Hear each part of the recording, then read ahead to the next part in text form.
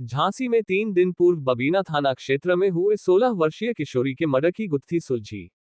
चाचा ही निकला अपनी भतीजी का हत्यारा। मोबाइल पर फिल्म देखने का शौकीन था चाचा, भतीजी से करना चाहता था दुष्कर्म।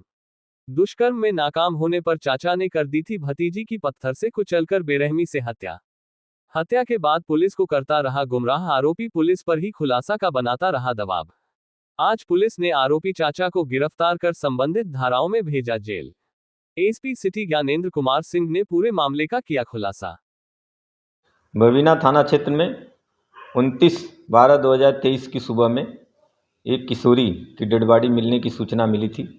इस पे थानाध्यक्ष बबीना तथा सभी उच्चाधिकारी मौके पर पहुंचे थे और पंचायतनामा पोस्टमार्टम की कार्रवाई कराई गई थी और वो पीड़ितों से तहरीर लेकर उचित धारा में अभियोग पंजीकृत कर पुलिस टीमें लगाई गई थी केस को वर्कआउट करने के लिए। आज हम लोगों ने जो आरोपी है उसको गिरफ्तार कर लिया है, जिसका नाम अनिल है। करीब उम्र इसकी 37 साल है। ये जो मृतका है उसका चाचा है।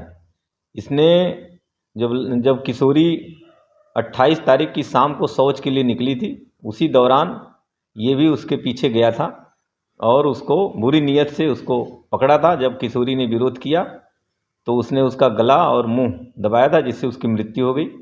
मृत्यु के बाद उसने पत्थर से भी उस पर हमला किया था, जिससे उसके सर में भी चोटें आई थी। आज केस को वर्कआउट करके इसको जेल भेजा जा रहा है और अग्रिम वैधानिक कार्रवाई की जा रही है। सर, ये बताया जा रहा है कि जो आरोपी चाचा है वो बराबर मृतका के खुलासे के लिए पुलिस पर दबाव बनाता रहा और पुलिस को बरगलाता रहा। इस बात में कितनी सच्चाई है? नहीं, बिल्कुल। जब से डेड बॉडी मिली थी, जो आरोपी है ये भी साथ में ही था, चूँकि ये मृतका का चाचा ही था तो डेड बॉडी के साथ में भी था और थाने तक भी ये आया था।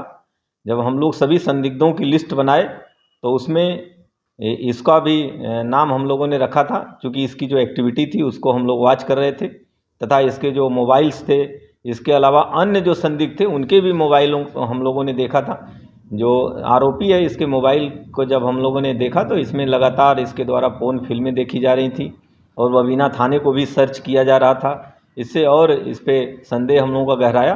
जब थोड़ी कड़ाई से पूछताछ हम लोगों ने की तो ये पूरा जुर्म को स्वीकार कर लिया और पूरी घटना का जैसे जैसे भी जो भी घटना जिस ढंग से इसके द्वारा की गई थी, संपूर्ण घटना का घटनाक्रम बताया इसने।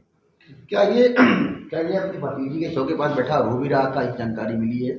ये मैंने बताया ना कि ये साथ में ही था, लगातार साथ में ही था और इसकी चूँकि ये मृतका भतीजी है तो बगल में ही ये इसका घर भी है।